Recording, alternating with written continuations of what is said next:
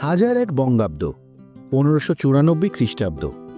এই এলাকায় প্রবল জলোচ্ছ্বাস হয়। বিস্তীর্ণ এলাকা ভেসে যায় সেই জলের তোড়ে। রাতারাতি শ্মশান হয়ে যায় পুরো এলাকা। কনকচুর ধানের সঙ্গে খইয়ের সঙ্গে খাঁটি নলেন গুড়ের পাক দিয়ে তৈরি মোয়া। বিশ্বজোড়া খ্যাতি এই বাংলার জয়নগরের মোয়া। জয়নগরের নাম হয়তো অনেকেরই জানা, কিন্তু কেন হলো এই নাম?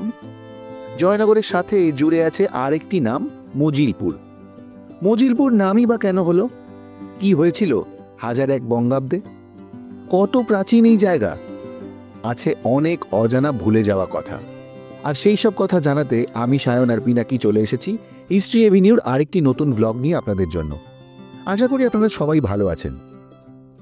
পশ্চিমবঙ্গের দক্ষিণ 24 পরগনার লক্ষ্মীকান্তপুর নামখানা রেলপথের একটি স্টেশন জয়নগর মজিলপুর। কলকাতা থেকে প্রায় 50 কিলোমিটার দক্ষিণ পশ্চিমে বর্তমানে শহরতলি। তবে এই গ্রামটির নাম জয়নগর হওয়ার পিছনে বিভিন্ন গল্প প্রচলিত রয়েছে। গঙ্গার মূল স্রোত অর্থাৎ আদিগঙ্গা নাকি প্রবাহিত ছিল এখান থেকেই। 1510 খ্রিস্টাব্দে সেই আদিগঙ্গার পাড় বরাবর হাঁটতে হাঁটতেই চক্রতীর্থ ভ্রমণ করে জয়নগর ছত্রভোগ হয়ে পুরীতে চলে গিয়েছিলেন শ্রী চৈতন্যদেব।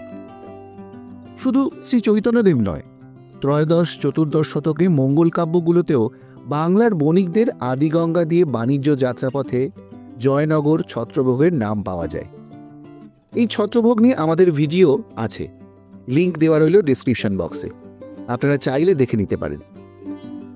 চৈতন্যদেব যখন যান এই পথে তখনও গ্রামের কুলদেবী ছিলেন দেবী জয়চণ্ডী। তবে সেই কুলদেবী প্রতিষ্ঠা পাওয়ার পিছনে রয়েছে দুটি আলাদা কাহিনী। সময়টা হাজার বঙ্গাব্দ 1593 খ্রিস্টাব্দ। সেই সময় নীলকণ্ঠ মতিলাল ছিলেন জয়নগরের রাজা। তার করদ রাজ্য ছিল রায়নগর। তখন সেখানকার রাজা ছিলেন সুবুদ্ধি রায়।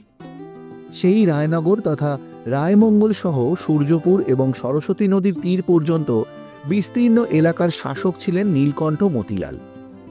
হাজার এক বঙ্গাব্দ 1594 খ্রিস্টাব্দ ওই এলাকায় প্রবল জলোচ্ছ্বাস হয়। রায়নগর সহ বিস্তীর্ণ এলাকা ভেসে যায় সেই জলের তোড়ে। রাতারাতি শ্মশান হয়ে যায় পুরো এলাকা। ভেসে যান দেবী জয়চণ্ডীও। এর কিছুদিন পরেই মগধের যুদ্ধে প্রাণ হারান রাজা নীলকণ্ঠ মতিলাল। এরপর খাঁ খাঁ জয়নগর ছেড়ে তার ভাই সপরিবারে চলে যান অবিভক্ত বাংলার যশোরে। এর বেশ কয় পুরুষ পর মতিলাল রাজপরিবারেরই সন্তান গুণানন্দ মতিলাল ফের ফিরে আসেন জয়নগরে। দেবী জয়চণ্ডী সহ হারিয়ে যাওয়া পৈতৃক সম্পত্তি উদ্ধার করে কুলদেবীকে পুনঃপ্রতিষ্ঠিত করেন তিনি। তারপর থেকেই নিয়মিত পুজো হয়ে আসছে দেবীর। শোনা যায় আরও এক অন্য গল্প। স্থানীয়রা বলেন আজ থেকে 1022 বছর আগে দেবী নিজেই নাকি স্বপ্নাদেশ দিয়েছিলেন এক ব্রাহ্মণকে। তিনি জানান গ্রামেরই এক পুকুরে তাঁর অধিষ্ঠান। সেখান থেকে তাকে উদ্ধার করে কোন এক বকুল গাছের তলায় তাকে প্রতিষ্ঠা করার নির্দেশ দেন দেবী। এছাড়া ওই গাছের কাঠ দিয়েই তার বিগ্রহ তৈরি করে তা মন্দিরে প্রতিষ্ঠা করে নিত্য পুজো করার নির্দেশ দেন দেবী জয়চণ্ডী। স্বপ্নাদেশ পেয়েই দেবীকে প্রতিষ্ঠা করতে উঠে পড়ে লাগেন ওই ব্রাহ্মণ। পুকুর থেকে দেবীকে তুলে প্রাথমিকভাবে একটি খড়ের চালের কুঁড়ে ঘরে জয়চণ্ডীকে প্রতিষ্ঠা করেন ব্রাহ্মণ। পরে নিম কাঠ দিয়ে বিগ্রহ তৈরি করে ওই মূর্তির পাশেই প্রতিষ্ঠা করা হয় দেবীকে। আরেকটি জনশ্রুতি আছে, এখানকার প্রথম বসতি স্থাপয়িতা কলকাতার বাগবাজারের মতিলাল বংশের পূর্বপুরুষ গুণানন্দ মতিলাল সপ্তদশ শতকে বাণিজ্যের কারণে নদীপথে যেতে যেতে গঙ্গার কিছু দূরে এক বাদাম গাছের কাছে নোঙর করেন। রাতে গঙ্গার কিছু দূরে জনশূন্য স্থানে আশ্চর্য আলো দেখতে পান এবং দেবী জয়চণ্ডী তাকে স্বপ্নাদেশ দিয়ে মাটি খুঁড়ে প্রতিষ্ঠা করতে বলেন। পরদিন গুণানন্দ মাটি খুঁড়ে একটি প্রস্তরখণ্ড পেয়ে তা মন্দিরে প্রতিষ্ঠা করেন। আজও দেবী এখানে পূজিতা এবং প্রতি জ্যৈষ্ঠ পূর্ণিমায় দেবীর প্রতিষ্ঠা উপলক্ষে মেলা বসে। এখানে একটা কথা আপনাদের সাথে একটু শেয়ার না করে পারছি না। আমরা জয়নগর, মথুরাপুর, ছত্রভোগের প্রায় প্রতিটি সুপ্রাচীন মন্দিরে দেবদেবী বিগ্রহ দেখলাম, যার সবকটি নিম কাঠ দিয়ে তৈরি, কিন্তু এর পিছনে সঠিক কারণ জানতে পারলাম না কারোর কাছ থেকে। দু একজন মানুষের বক্তব্য ছিল শ্রী চৈতন্যদেব রিলেটেড, কিন্তু শ্রী চৈতন্যদেব এখানে আসার বহু বছর আগে থেকে মূর্তিগুলো এখানে প্রতিষ্ঠিত। আপনারা যদি এর সঠিক কারণ জানেন আমাদের প্লিজ কমেন্ট করে জানাবেন। কায়স্থ প্রধান জয়নগর হলো প্রাচীন শহর, অপরদিকে ব্রাহ্মণ প্রধান মজিলপুর হলো অপেক্ষাকৃত নবীন শহর। আদিগঙ্গার প্রাচীন প্রবাহপথে অবস্থিত সুন্দরবনের শেষ প্রান্তে এই স্থান একসময় ঘন জঙ্গলাকীর্ণ ছিল। একসময় এখানকার আদিগঙ্গার উপর দিয়ে পর্তুগিজ বণিকদের জাহাজ যাতায়াত করত এবং আন্দুল গ্রামের কাছে বর্তমান সাঁকরাইল খাল দিয়ে পাশে হুগলি জেলার সপ্তগ্রামে পৌঁছত। ষোড়শ সপ্তদশ শতাব্দীর মঙ্গল কাব্যগুলিতে জয়নগর শহরের উল্লেখ থাকলেও মজিলপুর শহরের নাম নেই। মতিলাল বংশের পর এখানে কায়স্থ, সেন এবং বরিশার মিত্র বংশ বসতি করেন। মিত্র পরিবারে প্রতিষ্ঠিত রাধাবল্লভ মন্দির ও দোলমঞ্চ বর্তমান। এছাড়া মিত্র গঙ্গাদিঘির পাশে পোড়ামাটির ভাস্কর্যের দ্বাদশ শিব মন্দির বর্তমান। এগুলির প্রতিষ্ঠাকাল 1755 খ্রিস্টাব্দ থেকে 1799 খ্রিস্টাব্দ। এর পাশেই দেবতা দক্ষিণের ক্ষেত্রপাল। বর্তমানে মূর্তি নেই, শুধু আছে পাথরের প্রাচীন মন্দিরের দরজার বা স্তম্ভের ভগ্নাংশ। মিত্র গঙ্গাদিঘি খোঁড়ার সময়ই কতগুলি ভাঙা প্রস্তর মূর্তি পাওয়া যায়। এগুলি কোনো প্রাচীন মন্দিরের পাথরের ভগ্নাবশেষ বলে মনে করা হয়। জয়নগর শহরের রক্তাখা পাড়ায় লোকদেবতা বৃষভ বাহন, পঞ্চানন ও বনবিবির থান রয়েছে। রক্তাখা বা পীর বরখা গাজী কে ছিলেন একটু জেনে নেওয়া যাক তার পরিচয়। দক্ষিণ বাংলার মুসলমান সম্প্রদায় মানুষের অন্যতম প্রধান পীর। তাকে সুন্দরবনের ভাটি অঞ্চলের ব্যাঘ্রকুলের অধিষ্ঠাতা হিসেবে মান্য করা হয়।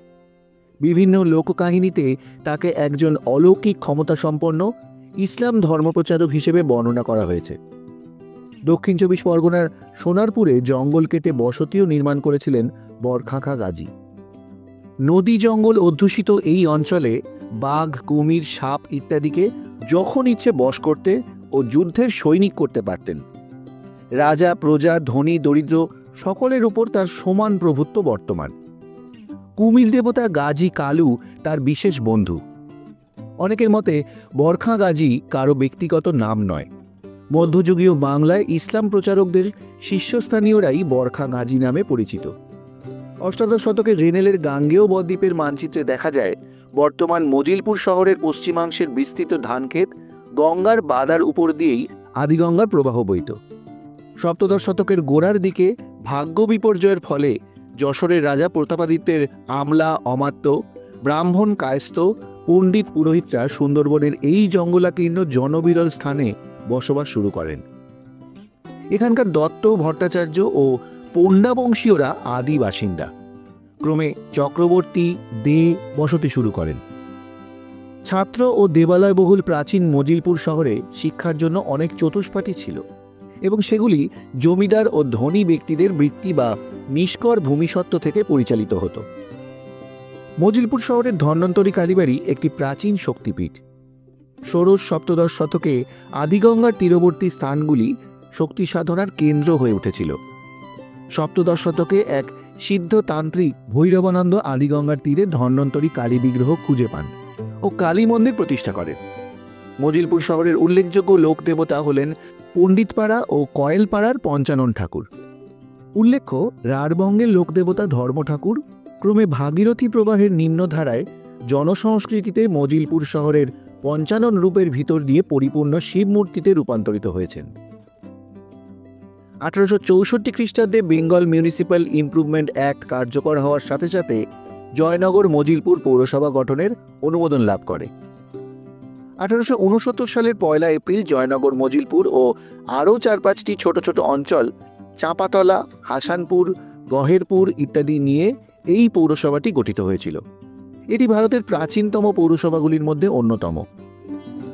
জয়নগর নামের সাথে জড়িয়ে আছে শিক্ষাবিদ, সমাজ সংস্কারক শিবনাথ শাস্ত্রী, অগ্নিযুগের বিপ্লবী কানাইলাল দত্তের মতো অনেক বিখ্যাত ব্যক্তিত্বের নাম, যারা ছিলেন এখানকার ভূমিপুত্র।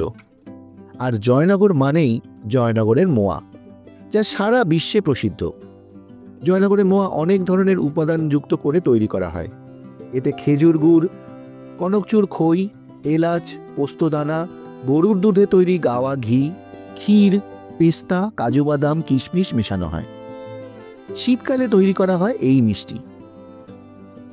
এবার আসি নামকরণের ইতিহাসে। এই একটা জায়গা আমরা খুঁজে পেলাম যে জায়গার নামকরণ নিয়ে খুব একটা মতান্তর নেই। আদিগঙ্গার মজা গর্ভে নতুন বসতির উৎপত্তি হয়েছিল বলেই এই শহরের নাম মজিলপুর হয়েছে, এবং জয়নগর নামটি এসেছে স্থানীয় দেবী জয়চণ্ডীর নাম থেকে। তার আগে এই অঞ্চল ছিল গভীর সুন্দরবনের অংশ।